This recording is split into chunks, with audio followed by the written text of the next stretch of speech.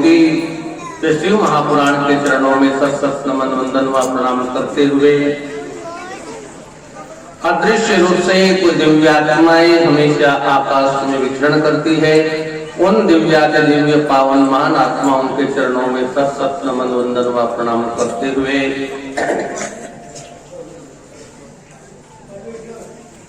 खेड़ापति सरकार श्री हनुमान जी महाराज के श्री चरणों में सत नमन वंदन व प्रणाम करते हुए आवाहित स्थापित सभी देवी देवताओं के चरणों में सत नमन वंदन व प्रणाम करते हुए कथा में पधारे हुए सभी शिव भक्त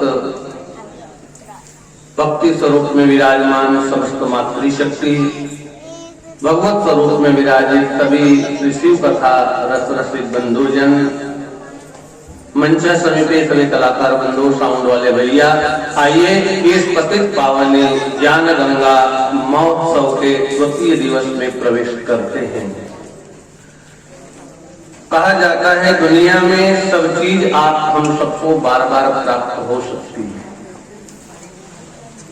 नैमिषारण्य की पावन धरा पर सूत जी महाराज सोनकादि ऋषियों से वर्णन करते हैं और उन्होंने कहा कि जो मेरे सदगुरुदेव श्री व्यास जी ने मुझे सुनाया है वही कथा आप सब लोगों के सामने हम वर्णन कर रहे हैं। और शास्त्रों में वर्णन आता है कि व्यासो उचिष्ट सर्व जगताम, ये जितने भी सदग्रंथ हैं, ये जितने भी शास्त्र हैं, ये सब व्यास जी महाराज की झूठन चाट है। व्यासो उचिष्ट सर्व जगताम, यानी जितने भी ग्रंथ लिखे हैं और इसमें जितनी भी बातें लिखी है वो सब लिखने वाले भगवान वेदव्यास जी हैं। और वेदव्यास जी को कहा है व्यासाय विष्णु रूपाय व्यास रूपाय विष्णवे नमो वे ब्रह्म विदये वासिष्ठाय नमो नमः। जो अचतुर्वदनो ब्रह्मा, बोले कि उनके चार मुख नहीं है फिर भी व्यास जी ब्रह्मा के समान है। द्विबाहुर परो हरि, बोले कि दो बाहु है लेकिन फिर भी हरि का रूप है। वो चार भुजाएं नहीं है फिर भी दो बाहु में हरि रूप है। आ चतुर्वदनो ब्रह्मा द्विबाहुर भरोरी अभाग लोचनम शंभुर, बोले उनको तीन नेत्र नहीं है लेकिन फिर भी वेद व्यास जी की शिव पुराण के अंदर व्याख्या की गई है कि चार भुजाओं रहित विष्णु है, चतुर्मुख रहित ब्रह्मा है और त्रिनेत्र रहित भगवान शिव का स्वरूप उनको मना गया है कि आ चतुर्वदनो ब्रह्मा द्विबाहुर परो हरि अभाल लोचनम शंभुर भगवान बादरायणी। इनको जो है साक्षात बादरायणी वेदव्यास भगवान जिन्होंने शिव पुराण में कहा है कि मनुष्य को सब चीजें बार बार मिलती है लेकिन संसार के आवागमन का जो चक्र है, ये सृष्टि का जो चक्र है, ये तो चलता रहता है। कभी सुख आता है, कभी दुख आता है, कभी विपत्ति आती है, कभी आपत आ जाती है और इस चक्र के अंदर आप और हम सब भटकते रहते हैं। कभी सुख आ जाए तो व्यक्ति सुखी हो जाता है और कभी दुख आ जाए तो व्यक्ति दुखी हो जाता है। और सुख तो कोई किसी को दिखाए ना, सुखानी च दुखानी च चक्रवर्त परिभ्रमंती, बोले कि सुख और दुख क्या है, एक चक्र की तरह पहिए की तरह भ्रमण कर रहे हैं। कभी सुख आ जाता है तो सुखी हो जाते हैं और कभी दुख आ जाता है तो आप हम सब दुखी हो जाते हैं। लेकिन अस्तित्व में देखा जाए, वास्तविक रूप में देखा जाए तो ना कोई हमको सुख देता है ना कोई हमको दुख देता है। भगवान वेदव्यास जी कहते हैं कि ये सब हमारे कर्मों का ही खेल है। सुख मिलना, दुख मिलना, मान मिलना, सम्मान मिलना, ईर्ष्या द्वेष करना, ये सब हमारे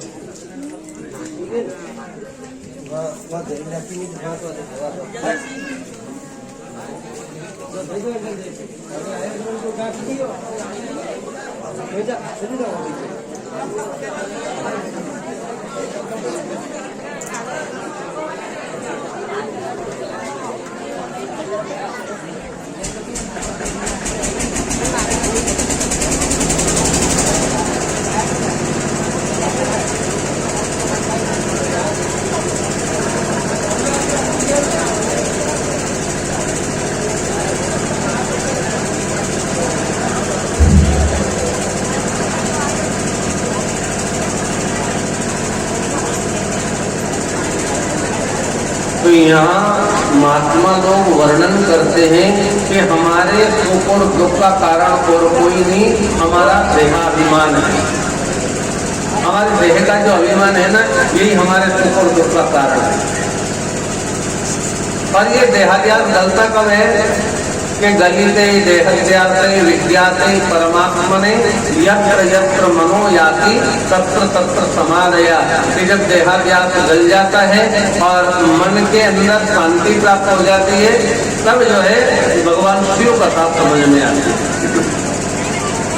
इसलिए शिव पुराण आप हम सबके लिए एक बहुत सुंदर संकेत करती है कि शिव शब्द कल्याण का सूचक है और शिव भगवान आप हम सबके ऊपर कृपा करते हैं। तो ऐसा वर्णन आता है कि एक बार जो है भगवान शिव जी का, ब्रह्मा जी का और तीनों का प्राप्ति करने वाली आद्य शक्ति जगदम्बिका का वर्णन किया जाता है।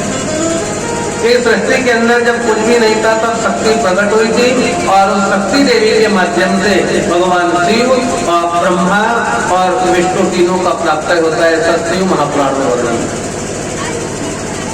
और तीनों देवियां एक एक जब तीनों देवता प्रकट हो जाने के बाद में भगवान नारायण के ऐसा वर्णन आता है कि नारायण भगवान को तपस्या करने के लिए कहा। भगवान नारायण ने तपस्या की है और तपस्या करने के बाद में उनके शरीर के अंदर से अनेक प्रकार की जलधाराएं निकली।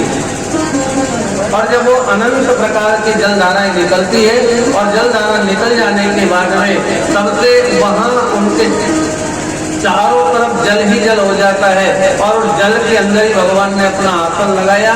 जल में निवास करने के कारण भगवान को नारायण कहा गया। नार माने जल, अयन माने घर। कि जो जल के अंदर ही निवास करे वो नारायण है। और नारायण के नाभि कमल से ब्रह्मा जी का प्राप्त हुआ और ब्रह्मा जी ने विचार किया कि मेरा आविर्भाव कहाँ से हुआ है, मेरा जन्म स्थान कहाँ है, मेरी मूल प्रकृति क्या है और मेरा जन्म कैसे हुआ है, ये निर्णय करने के लिए ब्रह्मा जी महाराज कमल के पुष्प को पकड़ करके 10,000 वर्ष तक ढूंढते रहे और अपना कहीं पता नहीं लग पाया। 10,000 वर्ष तक ढूंढा, पता नहीं लग पाया। तब ब्रह्मा जी ने विचार किया कि अब मैं क्या करूं।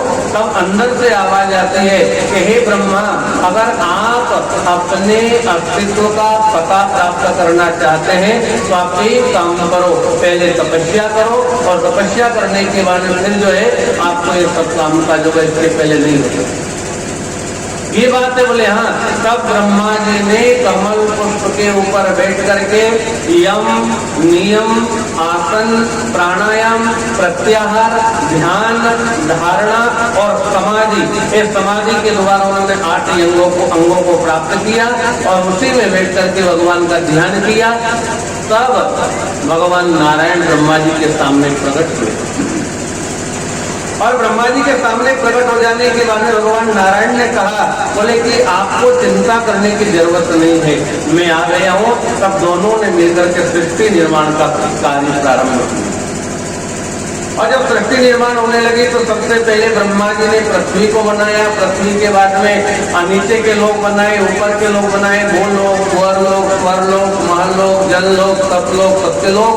नीचे के 7 लोग बनाए, अतल, वितल, तलातल, रसातल, महातल और पाताल। और ये 14 लोगों का निर्माण करने के बाद में ब्रह्मा जी ने सबसे पहले 10 ऋषियों को बनाया। भृगु, वशिष्ठ, दक्ष, नारद, प्रजापति आदि ऋषियों को बनाने के बाद में ब्रह्मा जी ने सोचा अब मैं क्या करूं। तब उन्होंने ब्रह्मा जी महाराज ने अपने शरीर के 2 भाग किए, एक स्वयंभू मनु और दूसरी से शत्रुपा का निर्माण हुआ। जो स्वयंभू मनु और इन्हीं के माध्यम से पूरी सृष्टि चली है। अब इसके बारे में ब्रह्मा जी महाराज ने विचार किया कि अब मैं क्या करूं। तो पुष्कर जी, आपने पुष्कर देखा होगा ना, पुष्कर जी में आकर के ब्रह्मा जी महाराज वहां बैठे